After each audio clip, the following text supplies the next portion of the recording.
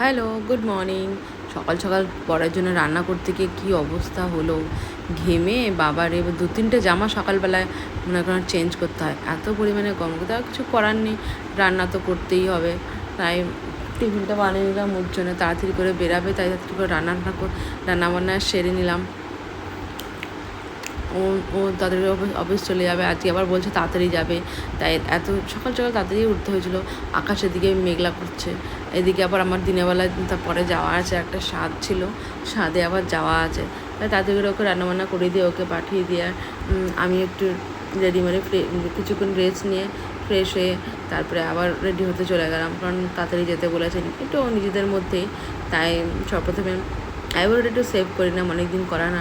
Actually আমি যবে থেকে পার্লারটা শিখেছি তবে থেকে আমি পার্লারে যাই না আইব্রো করতে। কবে দিয়ে গেছি আইব্রো করতেছি আমার মনেও নেই। ঘরে বসেই আর কি যেরম হয় সরু মরু